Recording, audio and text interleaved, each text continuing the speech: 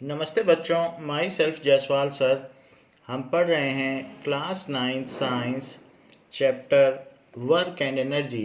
In last class we have seen law of conservation of mechanical energy. Now we will prove that sum of kinetic energy and potential energy of a body remains constant if it is purely under conservative force। अगर वो उसमें सिर्फ कोई भी frictional force ना हो तो इनका सम ये आपस में अदलती बदलती रहती हैं बट कांस्टेंट रहेंगी। इस चीज़ को हम प्रूव करने जा रहे हैं। सो प्रूफ क्या पूछा जाता है कि prove that the conservation prove that sum of conservative energy that prove that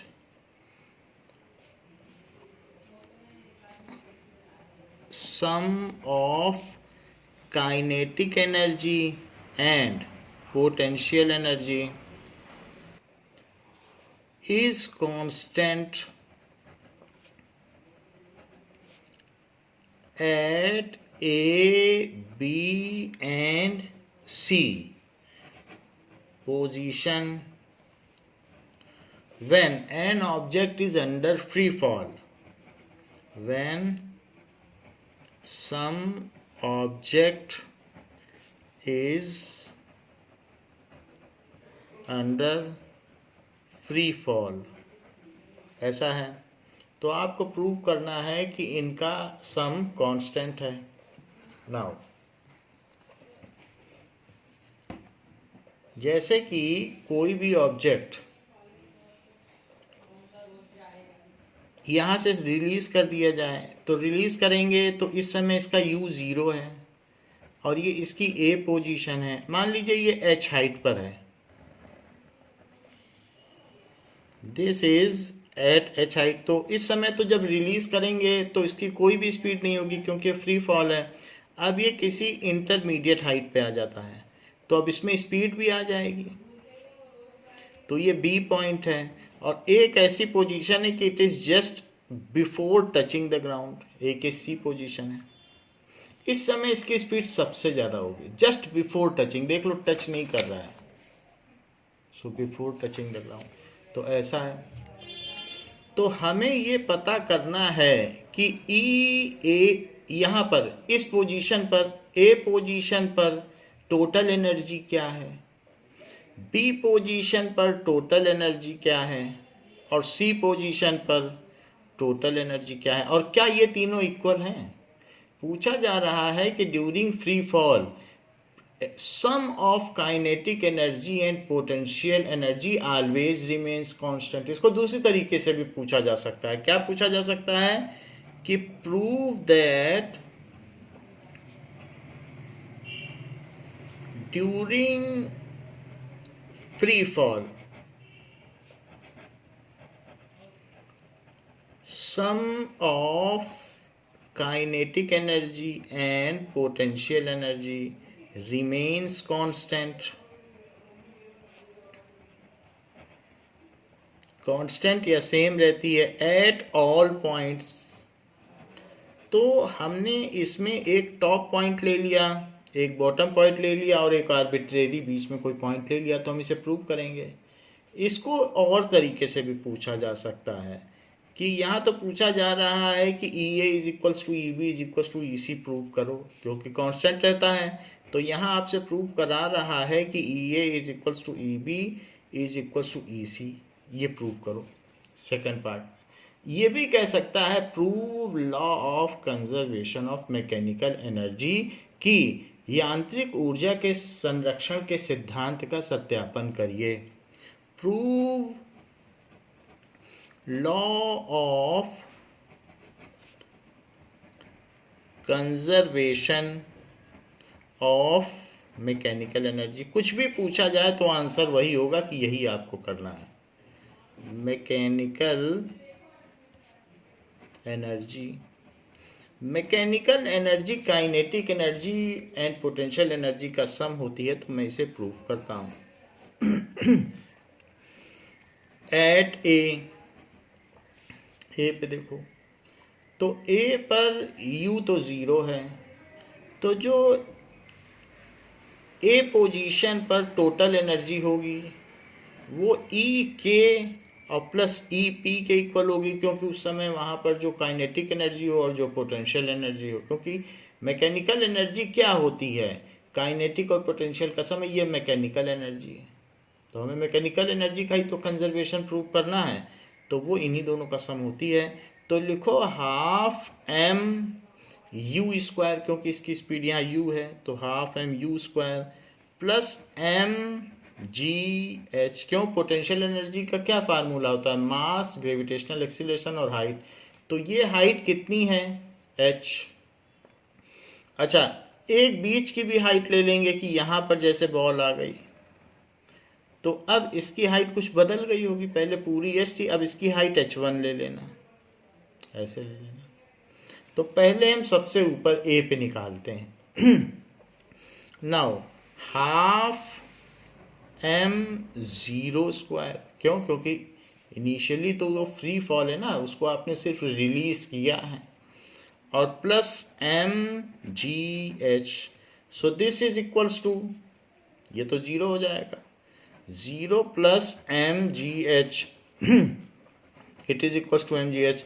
तो इसकी टोटल एनर्जी ए पॉइंट पर हो गई एम जी एच, देख लो ई ए चलता चला जा रहा है, यहाँ तक पहुँच गया, E A is M ji H, E A is equals to M G h.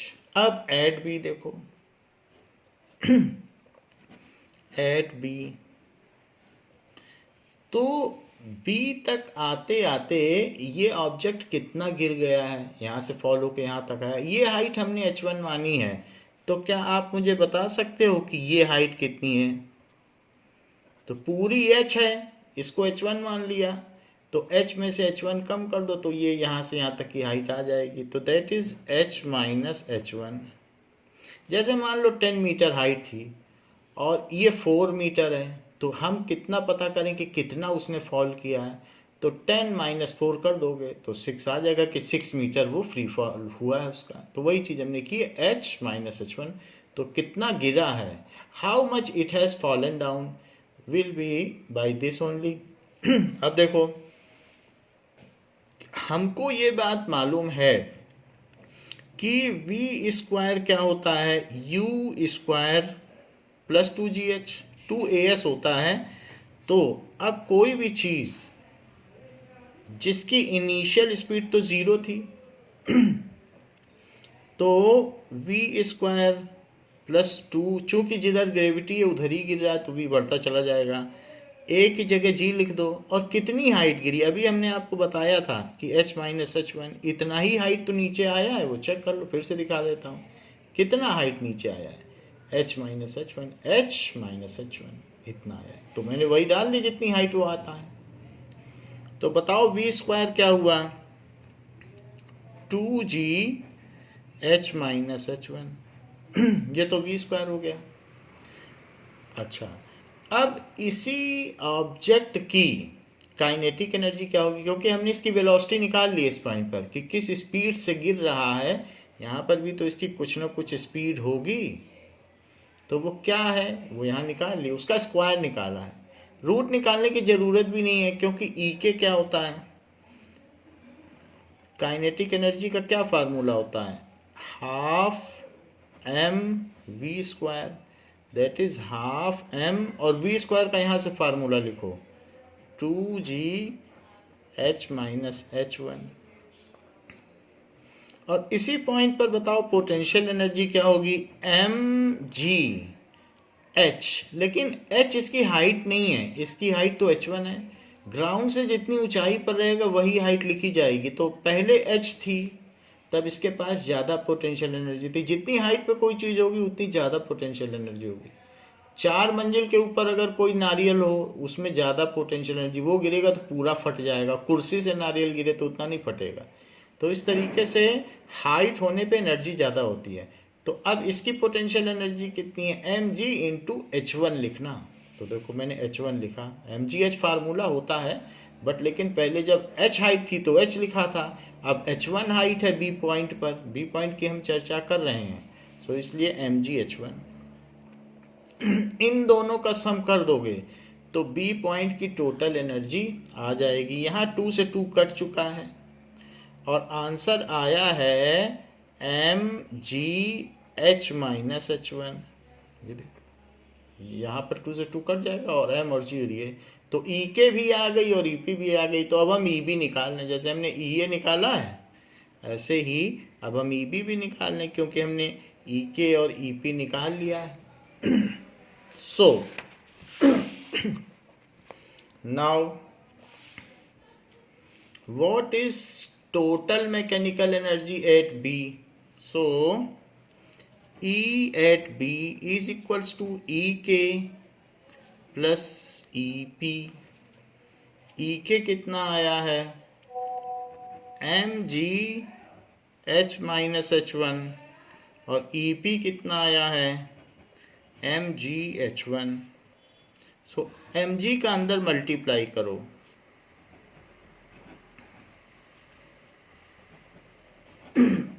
तो ये दोनों कट गए, इसको मैंने अंदर मल्टीप्लाई करके खोल दिया, तो mgh ये EB आ गया, तो B पर भी इसकी वही एनर्जी रही जो A पर थी, देख लो वही है, आप कंपेयर कर लो। अब हम C पे निकालेंगे, so total energy at C। तो अब देखिए कि C पे कैसे निकालें। एट C, सो C पर निकालने के लिए वो ऑब्जेक्ट कितनी हाइट गिरा है, h हाइट, तो उसकी पहले वेलोसिटी निकालो। सो फार्मूला लगाइए कि v square is equal to u square plus 2as। शुरुआती इसकी स्पीड 0 थी, 2 इंटू जी एक्सीलरेशन था, उसी से वो गिरा, और कितनी हाइट गिर गया, पूरी h हाइट, क्योंकि अब वो यहाँ आ चुका है तो पूरी h हाइट गिरा। तो बताओ उस बॉल ने कितना ट्रेवल किया h हाइट, तो v स्क्वायर कितना हो गया 2gh, ये v स्क्वायर 2gh हो गया। तो e के क्या हुआ, हाफ m v स्क्वायर, तो v की अभी ये वैल्यू डालो, यहाँ पे v कुछ और है, so that is half m into 2gh, 2 से 2 कट गया, दैट इज mgh। तो ये तो ई के हो गया, और EP क्या हुआ mgh होता है, लेकिन अब h इसके पास नहीं बचा, ये तो ग्राउंड से टच ही हो गया, लगभग टच करने वाला है, तो हाइट तो बची नहीं, तो क्या पोटेंशियल एनर्जी होगी, हाइट होती तो पोटेंशियल एनर्जी होती, हाइट तो नहीं रही इसके पास, सो इसलिए EP 0 हो गया। और EK और EP का सम ही मैकेनिकल एनर्जी होती है, तो इन दोनों का सम करो, so EC is equals to EK plus EP। EK कितना आ गया mgh। तो सबसे पहले वेलोसिटी निकाली जाएगी, क्योंकि जैसे जैसे कोई भी चीज़ ग्राउंड की ओर अप्रोच करती है उसकी वेलोसिटी बदलती जाती है, बढ़ती चली जाती है ग्रेविटेशनल एक्सीलरेशन की वजह से। तो आप देख लो B पे इसकी कुछ और वेलोसिटी थी, B पे इसकी स्पीड कुछ और थी, यहाँ देख लो आप, और C पे कुछ और है, तो धीरे धीरे बढ़ती जा रही है, यहाँ पर है C पे तो मैक्सिमम है। तो अब हम इन दोनों का सम कर लें, तो सम करने पर क्या आएगा, mgh तो EK की वैल्यू आ गई और EP की वैल्यू आ गई 0, सो इट इज mgh। तो ये EC भी mgh आ गया, EC भी mgh चाहिए क्योंकि ये 0 हो गया, यहाँ से EP की वैल्यू डाल दी, यहाँ से EK की वैल्यू डाल दी, EB भी mgh आया, EC भी mgh आया, और E ये देखो तो वो भी mgh आया, तो EA भी mgh, फिर EB भी mgh और EC भी mgh। सो फ्रॉम अबव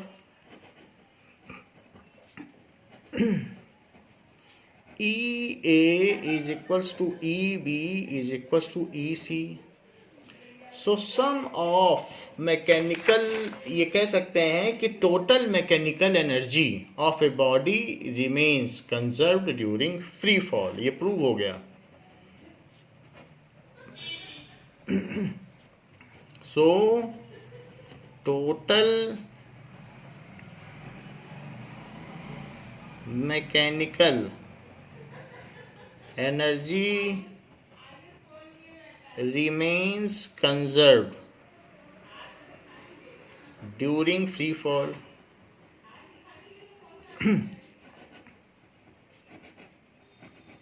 तो टोटल उसकी मैकेनिकल एनर्जी कंजर्व रहती है। अगर एक प्रूफ आता है तो 4 मार्क्स का प्रूफ आएगा और इस तरीके से आपको करना है।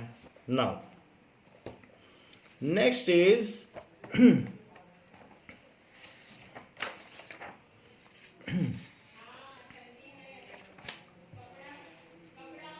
now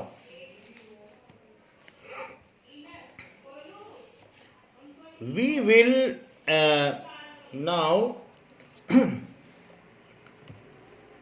adhere the concept of rate of doing work। ये तो हमने मैकेनिकल एनर्जी देख ली कि क्या होती है। अब हम पावर देखेंगे, पावर क्या होती है। Power rate of doing work, rate of doing work. Now see, जैसे कि 2 लोग स्टेयर पर चलते हैं, 2 लोग अलग अलग तरीके से स्टेयर पर चढ़ते हैं। स्टेयर की कुछ हाइट होगी 3 मीटर है, तो आप यहाँ दौड़ रहे हो एंड जो आपका दोस्त है वो भी दौड़ रहा है। ये आप दौड़ रहे हैं, स्टेयर पर चल रहे हैं, आप 40 kg के हैं और आपका फ्रेंड भी 40 kg का है। सो वो भी दौड़ रहा है इस तरीके से, and both are reaching to the top. आप दोनों पहुंच जाते हो। ये यहाँ से चलता है तो इसको यहाँ चलने में 10 सेकंड लगते हैं और आपको चलने में आप 8 सेकंड में ही पहुंच जाते हो। 8 सेकंड में ही आप यहाँ पहुंच जाओगे, इस पॉइंट पे पहुंचना है। It is ultimately. And total height क्या है ग्राउंड से, जो दोनों लोग चल रहे हो तो टोटल हाइट 3 मीटर है, 1 मंजिल, और यहाँ पर भी कितना है 3 मीटर। तो किसने ज़्यादा काम किया, सबसे पहले हम ये निकालेंगे काम किसने ज़्यादा किया। देखिए मास कितना है 40 kg, तो आपका वेट कितना हुआ mg। वेट का फार्मूला क्या होता है mg, तो वेट होता है मास इनटू ग्रेविटेशनल एक्सीलरेशन। थोड़ी देर के लिए हम 10 मान लेते हैं, वैसे तो 9 पॉइंट होता है, तो 400 न्यूटन है डाउनवर्ड। इसका भी 400 न्यूटन है क्योंकि ये भी 40 किलो का है, तो 40 kg, तो इसका भी नीचे की ओर 400 न्यूटन है। तो आपको और आपके फ्रेंड को दोनों को सेम मस्कुलर फोर्स अपवर्ड लगाना पड़ेगा, तभी जीने पे चढ़ पाओगे, सीढ़ियों पे। Then only you can move up in stairs. So दोनों लोग चल रहे हैं, तो वर्क डन कितना किया, जैसे कि एक को ए माना जाए और एक को बी, तो work done by A, work done by A is equals to force into displacement. तो फोर्स कितना है, फोर्स कितना लगाओगे, जितना वेट है उसी के अपोजिट तो लगाओगे फोर्स mg। और कितना हाइट चढ़ गए, कितना डिस्प्लेस हो गए, ग्रेविटी के अपोजिट आपने काम किया, वर्क डन हुआ 3 मीटर चढ़ गए। सो इट इज 3, मास है 40, g है 10 और ये है 3, तो 400 इंटू 3, तो 1200 जूल वर्क करना पड़ा। अगर आप सीढ़ियाँ चढ़ते हो तो इतना आपको काम करना पड़ता है। बी का भी यही काम है क्योंकि बी का भी सेम वेट है, बी के भी सेम जी है और बी भी 3 मीटर चल रहा है। So work done by B. ये तो वर्क डन बाई ए हो गया। वर्क डन बाई बी, ये भी एम जी एस लगेगा, एम जी इंटू एस, या एफ इंटू एस लिख लो, फिर लिख लो।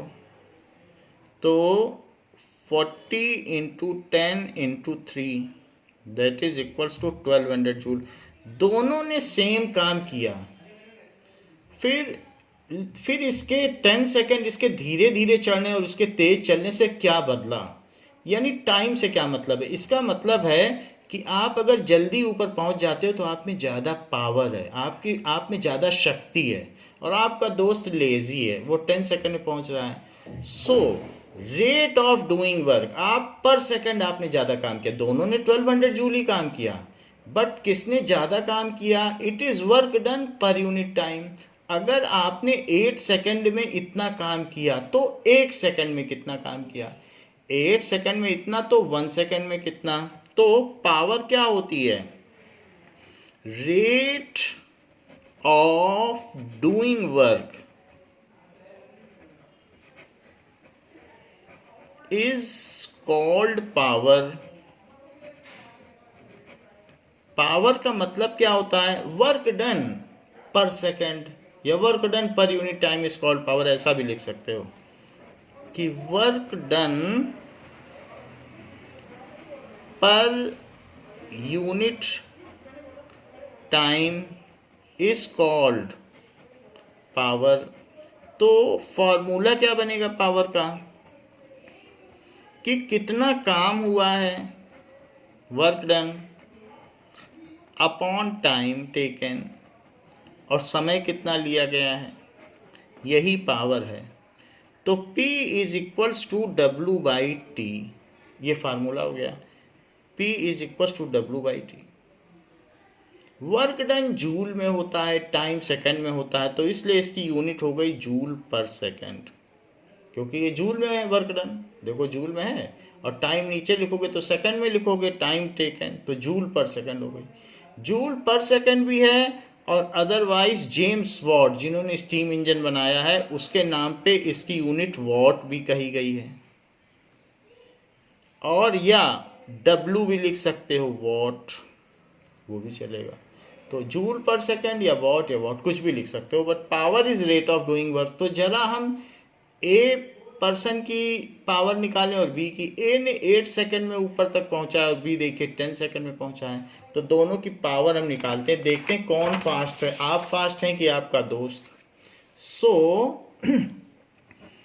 Power of a, because power का फार्मूला क्या होता है? Work done upon time. So it is equals to W work done by A by time. So this is 1200 joule, और टाइम लिया 8 सेकेंड। 8 से इसको कट करो, 8 1 जा 8, 4 बचेगा, तो 8 5 जा 40 और 0, तो 150 वॉट। तो आपकी पावर है 150 वॉट, जबकि सेकंड पर्सन की, जो आपका फ्रेंड है, आपका कुलीग है, उसकी पावर कितना है? तो उसका वर्क डन डिवाइडेड बाय उसका टाइम। यहाँ दोनों ने सेम काम किया। ऐसा भी हो सकता था कि दोनों अलग अलग काम करते तो भी हम पावर निकाल सकते थे। एक आधी सीढ़ी चढ़ता है पूरी, तो हम उतना डिस्टेंस ले लेते जितना चढ़ा, तो वर्क डन कुछ भी हो सकता था, जरूरी नहीं कि सेम ही हो। डिफरेंट केसेस में भी पावर निकाली जा सकती है, बट इसने 10 सेकंड लिया सीढ़ियाँ चढ़ने के लिए, तो 120 वॉट। सो ये कहा जा सकता है कि power of a person is more than B. ये कहा जा सकता है कि पावर ऑफ ए पर्सन या child is more than B, क्योंकि वो फास्टर काम कर रहा है। ये चीज हो गई। अब जरा देखिए, unit of power is what. Power एक स्केलर क्वांटिटी, जब वर्क स्केलर क्वांटिटी है तो पावर भी स्केलर क्वांटिटी हुई। Power is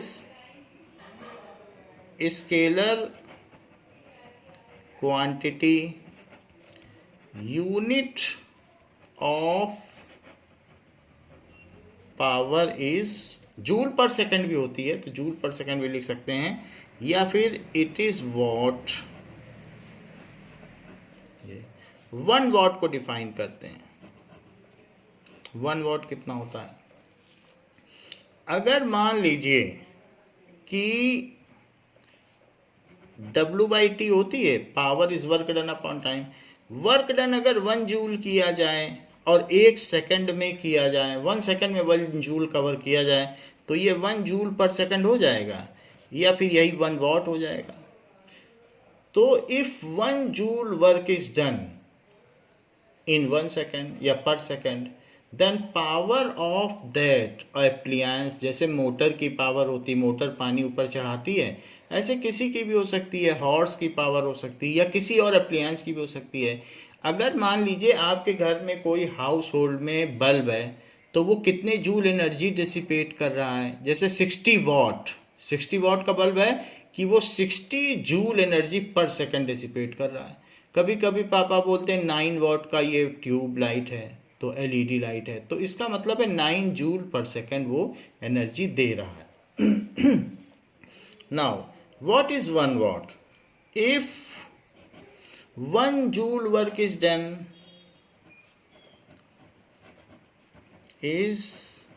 done per second है बाय सम एप्लियंस, कोई एप्लियंस ऐसा हो, वर्क डन ऐसा भी हो सकता है कि इतनी हीट निकाले या इतनी एनर्जी डिसिपेट करे या इतने जूल एनर्जी, क्योंकि लाइट एनर्जी भी है, या फिर काम ही कर ले, जैसे मोटर है पानी चढ़ा रही है, तो कुछ भी करे, कोई भी काम करे, जरूरी नहीं है कि जीना ही चढ़ना है, सीढ़ियाँ ही चढ़नी है। If 1 joule work is done per second by some appliances, then power of that appliances, power of that appliances is 1 watt, तो उस एप्लियंस की पावर 1 वाट हो जाएगी। तो ये हमने देख लिया कि 1 वाट क्या होता है। अब जरा देखें, कुछ और भी यूनिट हैं, कभी कभी किलोवाट में भी लेते हैं, जो ज़्यादा पावर होता है। तो 1 किलोवाट कितना होगा? 1 किलोवाट इज 1000 वाट। जैसे किलोग्राम में 1000 ग्राम होते हैं, तो उसी तरीके से 1 किलोवाट इज 1000 वाट। इसे आप 1 kW भी बोल सकते हैं। इट इज 1000, इसे W भी बोल सकते हैं, ऐसे भी लिख सकते हैं। या फिर ये भी लिख सकते हैं 1 kW is equal to 1000 joule per second. सब एक ही चीज है, क्योंकि वॉट कोई तो जूल पर सेकंड कहा गया था, बुक में लिखा, इसीलिए हमने लिख दिया। सो it is the average power. There are some appliances which work sometimes slower, sometimes faster. हम भी कभी भी ऐसे दौड़ते हैं तो हमेशा एक जैसे थोड़ी ना दौड़ते हैं, कभी धीमे कभी तेज। तो ऐसे केस में एवरेज पावर निकाली जाती है। तो व्हाट इज एवरेज पावर? जो हमने ऊपर फार्मूला भी लिखा है, डेफिनेशन भी लिखी है, वो एवरेज पावर की है। Average power is the total work done divided by total time taken. Average power is total work done divided by total time taken। तो ये जो चीज है, ये एवरेज पावर किसकी है? एवरेज पावर ऑफ एप्लियंस, किसी मशीन की होगी या एप्लियंस की होगी। जो मशीन होती है उसको एप्लियंस भी कहते हैं। So average power of appliances is total work done. So what is average power? इस टोटल वर्क डन जितना भी उसने किया है upon total time taken.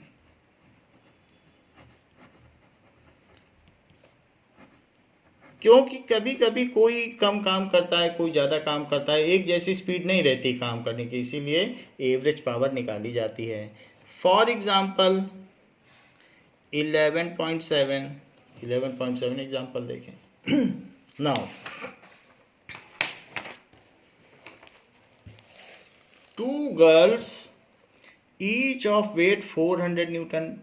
400 newton का मतलब 40 किलो की गर्ल्स हैं और 10 मीटर पर सेकंड उन पे जी लग रहा है, जैसे हमने अभी थोड़ी देर पहले भी दिखाया था।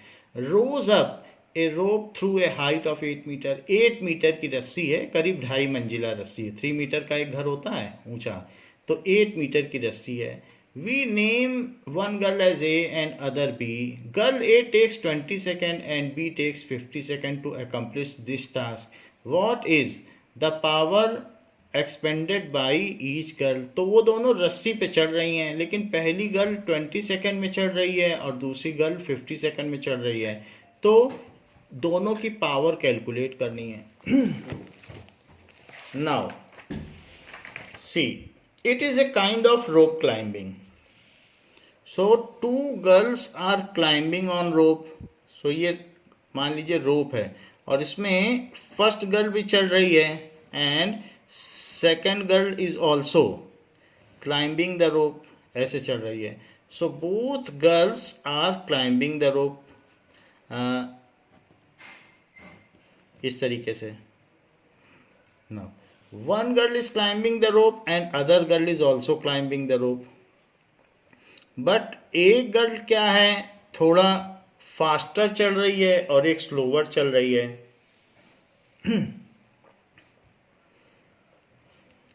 इस तरीके से.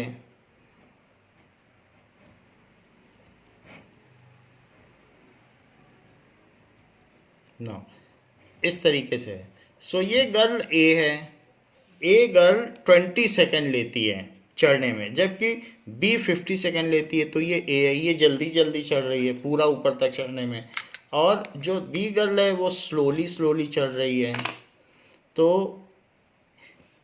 और इनका दोनों का वेट 40 kg है, तो 400 न्यूटन नीचे की ओर वेट हो जाएगा, क्योंकि W = mg. तो इन्होंने ऊपर की ओर मस्कुलर फोर्स कितना लगाया, ऊपर चढ़ने के लिए फोर्स लगाना पड़ेगा. तो muscular force applied by them is 400 Newton. अभी पिछले क्वेश्चन में हमने आपको बताया था कि 40 kg की कोई चीज होगी तो नीचे की ओर फोर्स लगेगा m × g 400. तो वेट के अगेंस्ट में हमें ऊपर फोर्स लगाना पड़ता है. वेट है mg 400, तो हमें अपवर्ड फोर्स लगाना पड़ेगा, तभी हम चढ़ पाए सीढ़ी. तो वैसा ही यहाँ पर भी है. तो 40 × g, अगर 40 kg के आप हैं तो आपका नीचे डाउनवर्ड वेट 400 न्यूटन लग रहा है, यदि g को 10 माना जाए तो. नाउ फॉर ए गर्ल, ये पूरा 8 मीटर की रस्सी को, ये 8 मीटर है, पूरा ऊपर तक चढ़ जाएगी. और इस 8 मीटर की रस्सी को ऊपर तक चढ़ने में she takes 20 seconds. However, she takes 50 seconds. So for a girl, power is equals to work done by time. लेकिन वर्क डन क्या होता है, force into displacement by time. इस गर्ल ने कितना फोर्स लगाया, पहली वाली ने 400 न्यूटन मस्कुलर फोर्स लगाया. कितनी हाइट चढ़ गई, 8 मीटर चढ़ गई, जिधर फोर्स लगाया उधर ही चढ़ गई. टाइम कितना लिया, 20. 0 से 0 काटो, 2 से इसे काटो तो 20 हो गया. तो इट इज़ 160 वॉट. पहली लड़की ने इतनी पावर दिखाई. जबकि पीवी क्या हुआ, it is work done by time. Work done क्या होता है, वर्क डन होता है फोर्स इनटू डिस्प्लेसमेंट. टाइम को नीचे रखो. सेकेंड गर्ल का भी सेम वेट है, उसने भी 400 न्यूटन अपवर्ड फोर्स लगाया और वो भी 8 मीटर चढ़ गई, बट वो धीरे धीरे चढ़ी. उसने 50 सेकंड लिया. 0 से 0 काट के 5 8 या 40 तो 64 वॉट. तो सेकंड गर्ल के पास पावर 64 वॉट की, जबकि फर्स्ट गर्ल स्मार्टर है और उसने इतना लगाया. So power expended by girl A या पावर एक्सर्टेड बाय गर्ल ए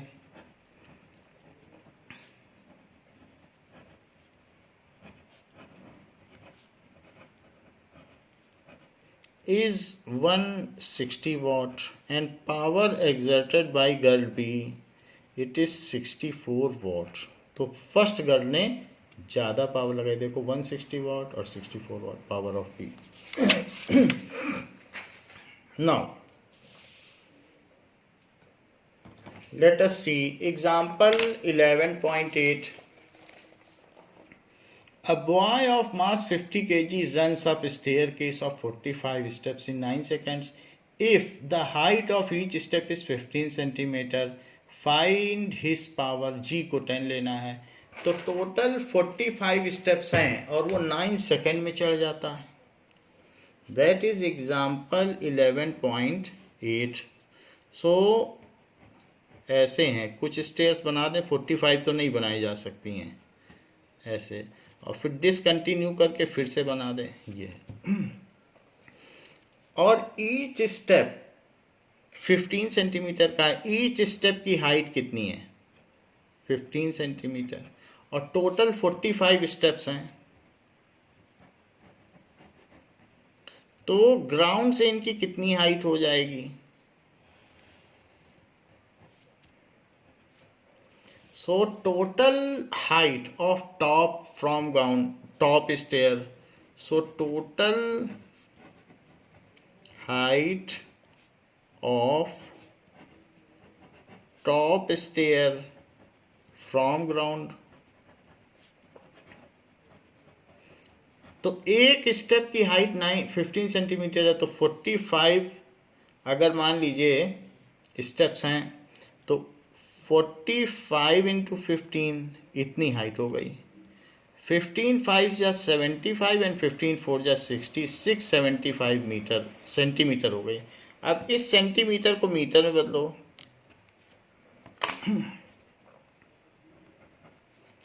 तो 100 से डिवाइड कर दो तो मीटर में बदल जाएगा। 100 से डिवाइड करोगे तो 6.75 मीटर हो जाएगा। 100 से डिवाइड करके मीटर में बदला जा सकता है।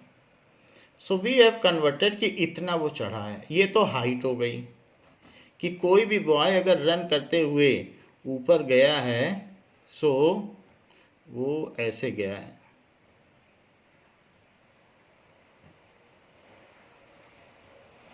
ऐसे। Now the boy ran in this way. अब देखिए ये तो हाइट हो गई। ये भी बताया जा रहा है कि वो 50 kg का है। तो 50 kg की कोई चीज़ होगी तो mg कितना होगा? वेट। उतना ही उसको अपवर्ड मस्कुलर फोर्स लगाना पड़ेगा। सो इसलिए force exerted is equals to mg। जितना वेट होगा उतना ही लगाना पड़ेगा। चूंकि वो 50 kg का है तो 50, 9th क्लास के बच्चे का 45 kg तक होता है, ये थोड़ा ओवर वेट है। तो 50 into 10 it is equals to 500 newton. इतना फोर्स लगाना पड़ा। इतना फोर्स लगाया उसने और इतना चढ़ गया। कितने सेकंड में चढ़ गया? तो ये बताया गया है कि 9 सेकंड में चढ़ गया। Time is equals to 9 second. तो व्हाट इज पावर? तो कितनी पावर है? पावर का क्या फार्मूला है? Power is work done upon time. Work done क्या होता है? W/T। वर्क डन होता है force into displacement upon time. Force उसने कितना लगाया? mg के बराबर। जितना वेट होगा उतना ही अपवर्ड लगाना पड़ेगा। सो दैट इज 500 न्यूटन लगा लिया। कितना डिस्प्लेस किया खुद को अपवर्ड ग्रेविटी के अगेंस्ट में? 6.75 मीटर में। मीटर में बदल लिया। ऐसा ही सिस्टम में बदलना है और 9 सेकंड में इसने ऐसा किया। तो अब 9 से इसको कट कर दो। चूंकि डेसिमल के बाद का प्लेस आप यूज कर रहे हो तो 9 या 63, यहाँ डेसिमल के बाद 9 लिखो। डेसिमल के बाद यूज कर लिया और फिर 63 तो 45, तो 9 5 या 45। नाउ जी को 10 लेने को कहा है तो हमने 10 लिया। क्वेश्चन में जी 10 लेने को बोला है। तो अब 5 से इसको मल्टीप्लाई करो। 5 5 या 25 एंड 5 9 या 45, तो 4 7 5 और 2 0 और लगा दो इसके। लेकिन यहाँ डेसिमल भी है 2 0 से पहले, तो यहाँ डेसिमल यहाँ आ जाएगा। तो इतने वॉट। तो पावर कितनी हो गई? 4 that is 5 9 7 जा 63, यहाँ हमने गलत लिख दिया, 9 9 जा 81 होता है, तो यहाँ पे गलती की है, 9 7 जा 63। तो 5 7 जा 35, तो 37 हो जाएगा। This also will amended. तो 375 वॉट हो गया पावर। सो पावर हो गई 375 what. Now that is the power, उस बच्चे की power, the power of that boy is exerted, power exerted by that boy is 375 watt per second। उसने इतना वर्क किया। power exerted by boy is 375 watt। in text questions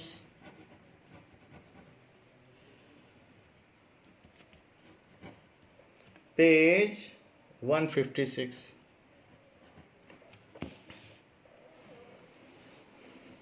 now पहले पूछा गया है व्हाट इज पावर, पावर क्या होती है। तो power is rate of doing work. Define 1 watt, if 1 joule work is done in 1 second या per second, then the power of that appliance is 1 watt। A lamp consumes 1000 joule of electrical energy in 10 second। तो कोई भी lamp है तो वो electricity consume करता है, electrical energy होती है जो हमें इलेक्ट्रिसिटी बोर्ड देता है। तो उस लैंप ने मेंस से, जो मेन सप्लाई लाइन आ रही वहाँ से इतनी एनर्जी कंज्यूम कर ली, फिर उसको वो लाइट के रूप में डिसिपेट भी करेगा। लैंप अपने पास नहीं रखेगा, जो एनर्जी वो सप्लाई लाइन से दे रहा है 1000 जूल एनर्जी वो हमें दे भी देगा। तो वो तो हो गया वर्क डन, 1000 जूल एनर्जी ली और दे दिया हमको, और 10 सेकंड में दे रहा है। तो बताओ उसकी पावर क्या है। That is work done upon time 1000 joule और अपॉन 10 सेकंड, तो वो 100 वॉट का बल्ब हो गया। तो इसको पता करते हैं, वही उसकी पावर हो गई। थर्ड क्वेश्चन कि पावर इज इक्वल्स टू, अगर लैंप है या और भी कोई इलेक्ट्रिक अप्लायंस है तो उसमें लिख देना electrical energy consumed. Work done की जगह ये लिख देना फिर कि वो कितनी एनर्जी ले रहा है अपॉन टाइम। थोड़ा फार्मूला बदल गया क्योंकि वहाँ इलेक्ट्रिकल एनर्जी कंज्यूम्ड ही वर्क डन होता है, जितनी उसने एनर्जी ली उतना काम किया होगा। फैन उतनी एनर्जी लेगा, वो ऐसे रन करेगा, फ्रिज भी इतनी एनर्जी लेगा। तो जितने इलेक्ट्रिकल अप्लायंस है वहाँ वर्क नहीं लिखा जाता क्योंकि उनको कहीं चढ़ना उतरना नहीं है सीढ़ियों पर, उनको तो इलेक्ट्रिकल एनर्जी जितनी वो कंज्यूम कर रहे हैं वही उनका वर्क डन है। सो उस लैंप ने 1000 joule electrical energy main supply line से ली और 10 सेकंड तक ली। 10 सेकंड तक हमने स्विच ऑन रखा है, तो 0 से 0 कट गया और 100 वॉट। तो उसकी पावर कितनी हो गई, power of that appliance is 100 watt. Bulb भी 100 वाट का आता है, power of that appliance is 100 watt. Define average power, fourth question में पूछा जा रहा है।